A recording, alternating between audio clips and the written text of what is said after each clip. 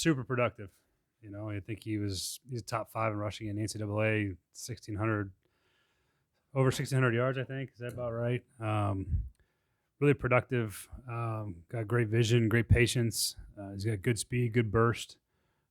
Just a really good ball carrier. Really high character, top level style of personality. Really, really intelligent. Really enjoyed um, the meetings that we've had with him. He's a great fit for us and for that running back room. Does a lot of things well, and I think he's going to really be able to help us. Is he a zone scheme guy? I mean, it seems like that's what he does. He's a zone guy, or No, it's hard to put a label on a guy like that at this point. I think he's just a good runner. Whatever scheme they've run in college, there'll be some similarities. We'll have some things he's never done before, but yeah, I think he's a good. All these guys are running out of the shotgun these days too, so you get a good feel for his ability to do that. But yeah, I think he's got ability to kind of run all the schemes personally. How does he project as a pass blocker going forward? We'll see. There's not this limited tape on pass protection on some of these guys. Again, you just try to hope you find a guy that is willing to do that. He's smart enough to understand the scheme and where that fits for him and how his role in it. But I think that's always an area for young backs that have to come in and earn that right to be able to protect. And he's going to be no different. He'll have to learn it and figure it out as he goes, and hopefully he can ascend into a role that's helpful in protection. But nothing that says that he can't do it. How do you guys see him being paired with Joe Mixon in the backfield? Yeah, I mean, we just need guys that can carry the ball. Joe can't take every rep, and he's been a productive ball carrier, so he'll be able to spell Joe when he's needed. We'll have roles for those guys as they determine them. Got a lot of hope and excitement about Travion Williams and what he did in limited roles last year, and obviously Chris Evans is still here as a guy that we've felt really good about, particularly in the pass game. So, as competition, as depth, as a guy that can carry the ball, proven effective, and those guys they'll be battling it out for that third back on game day. how is he? You need to get more explosive specifically in the running game. His skill set allow that particular part of what you're trying to get in the running Yeah, absolutely. I think that's what drew us to him in the first place. Is why we felt really good about him and at this spot. There's a handful of good backs still left out there that we like, but he's got great production. He's got good speed, and he's been able to make miss and make long runs, and that part was attractive about his tape. What about catch out of the backfield? Does he got pretty good ability to do that? Yeah, yeah. I mean, it's a skill that we test these guys route trees and everything that says on tape he'd be an effective pass catcher. He's still, I think, a better runner than he is a catcher at this point, but he's got the skills to perform in the passing game. Justin, what has stuck out about his qualities on tape and meeting him that you think would be a good fit here? Yeah, I mean, like just like Brian said, you see his speed, you see vision.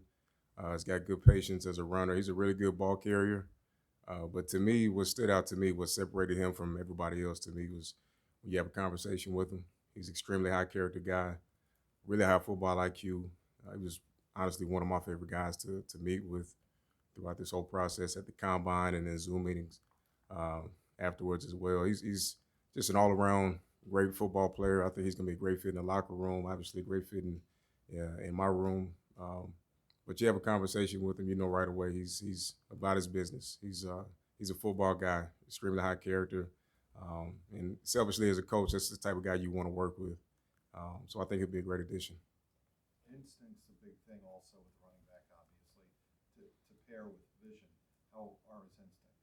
Yeah, I mean, again, I think he's just an all-around really good ball carrier. He's got vision, he's got instincts, and then again, he's got good top end speed to hit a home run, and I think that's something that we need in the room.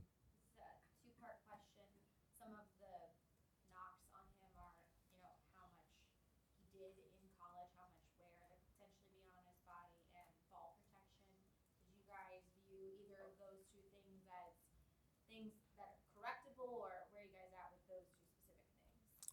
Yeah, I think there's something that's, I mean, you can control that.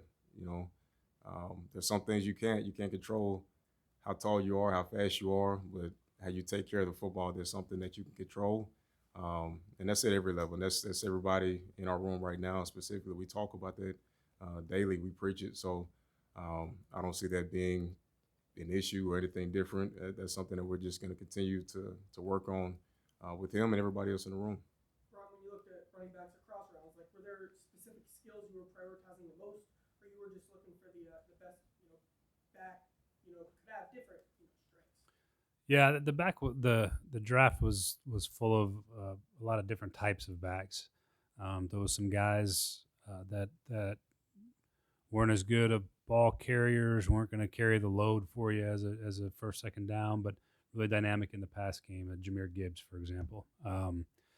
Those guys are really good players. There's a lot of guys that excelled in the protection scheme. There's a couple of guys that fit that role really well. Maybe they weren't as good at ball carriers as some of the other guys. There's some really good, heavy-handed, big backs that were available. There's some smaller, speedier backs that are available. And really, at the end of the day, it's a preference. There's going to be teams that like guys for a lot of different reasons. I thought it was a really relatively deep draft at running back. I mean, there was a lot of good players that we would have felt comfortable with at a lot of different points in the draft.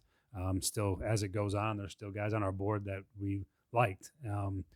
And we just felt Chase was the best of that group that was on our board currently. And but there's some good players, and it's what's your as a team, as an organization, what are you looking for your room? And there's a lot of guys that fit different roles. So there's always things you're looking for: pass pro, pass game, ability to carry the ball, and not every back checks all three of those things. Some of them check one or two. Some might just check one. But there's a lot of different variations in what people are looking for and what fits different teams. And we just felt really good about Chase's ability to carry the ball, his production, and his personality and his character to fit for us what we were looking for, and was the right time and place for us to pick him. I think running back is probably the only position where experience is viewed as wear and tear, and almost it can be a negative during this process. How did that help your evaluation of Chase? And this could be for both of you, seeing what he brings because he had back-to-back 1,000-yard seasons and a bunch of carries.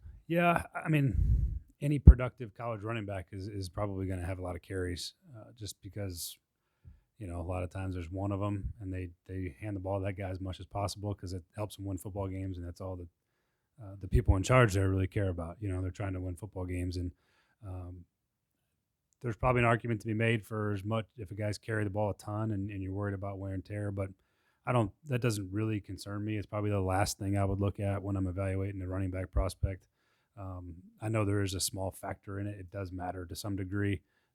Obviously, guys that have the minimal wear and tear always feel better for their longevity. But at the end of the day, we're trying to find the best player. And if he's got a bunch of carries and a bunch of yards, that's okay with me at the end of the day. Yeah. Kind of to piggyback on that, No, go ahead. Yeah, you're good. I mean, kind of piggyback on that a little bit. Given the amount of carries that he had at a high level, if he needed to come in and get a good amount of workload early as a rookie, does it help that he had so many carries in college so he knows what that responsibility is like? You can answer that. Yeah, I mean, yeah, sure. I think at the end of the day, period, you're looking for production. Just kind of piggybacking what Brian said, I don't think you can. I don't think a guy producing at a high level for 2 years back to back, that's not a knock for me. I know you want guys to be fresh and healthy at the end of the day. Come on, Hobson.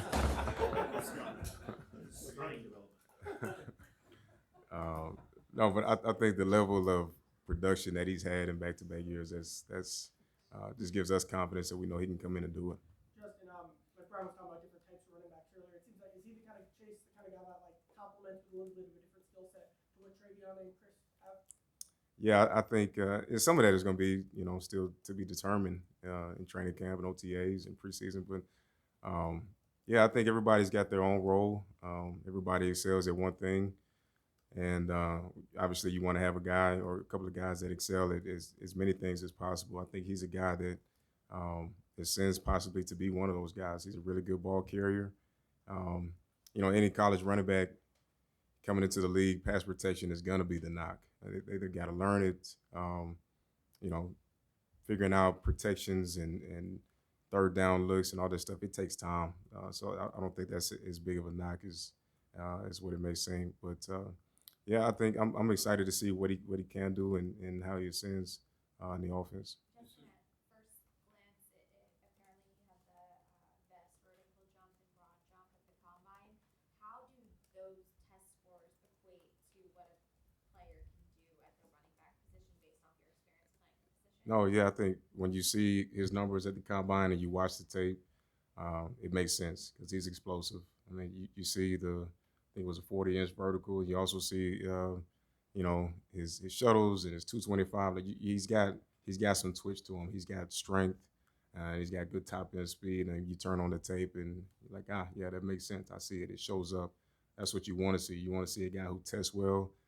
And then his numbers that he tests at the combine that shows up on tape, and they translate to production on the field. Is he a low center of gravity, contact balance type guy with that, 5'9.5" or whatever, and was he like 215? I mean, is he one of those kind of guys? Yeah. And then yards after contact kind of guy? Yeah, he's a guy that's going to finish forward.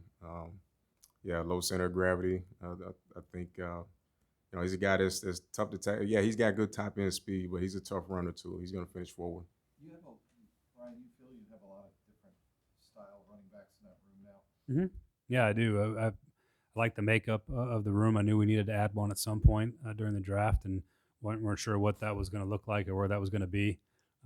Obviously, had high regard for Chase kind of all the way through the process.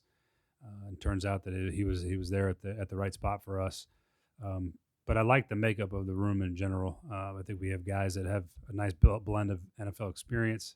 Obviously, I mean, Joe Mixon's been a fantastic player for a lot of years now. So there's, what Joe brings to the table.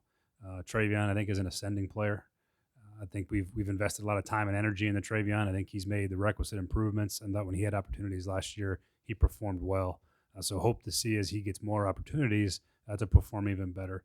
Same thing with Chris Evans. Chris has been a little bit of a limited role player for us as a pass game running back, but he's got great hands. He's got really good ball skills as a back out of the backfield, and hopefully we'll see some improvement as a ball carrier in these games in the preseason, and for a chance to him to make a push too. So it's a room that's got some diverse skill sets. Guys have got a lot of different ways to do the job, and I think that we have guys that have been productive in their careers as well. Travion led the SEC in rushing 2 years in a row, I think. So we got guys that know how to do the job, and I'm excited about that. Ryan, I feel like pre-draft process, how much did you interact with him, or sit down with him specifically? Between Justin, I mean, how many you had? What? You had the Combine, and Zoom then Zoom, meetings. Zoom meetings. Mm-hmm. Yeah. Did you have any one-on-one with him? One-on-one, no. Mm-hmm. Nope. With the way the Too many guys for me to stay on top of. With the way the roster looks right now, like P-Ryan was more than a third down back, but he was your third down back last year. With the guys you have, do you see a specific third down back? Will it be a rotation? Kind of how do you see that? We're gonna find out. That's kind of the fun part, Samaje was proven. He was proven in that role. He was proven as a protector. He's a very experienced football player, and that's, I think, evident by the fact that there was places that wanted him to ultimately be almost a starting caliber back for him in Denver, and so he earned that right. But he performed well in that role. He earned that contract, that ability to go to have that playtime increase for him as he saw it. So hard to replace that player with guys that haven't done what he's done. So we have guys that are a little bit unproven in that regard. Obviously, Chase is coming as a rookie. Travion's got limited reps. Chris has limited reps. So it's going to be it's work in progress, and we're going to have to find that guy, and someone's going to have to step up and rise to that occasion for us. And we believe that they can. We got the guys in the room that can do it. Great. Thanks, guys. Thanks, guys.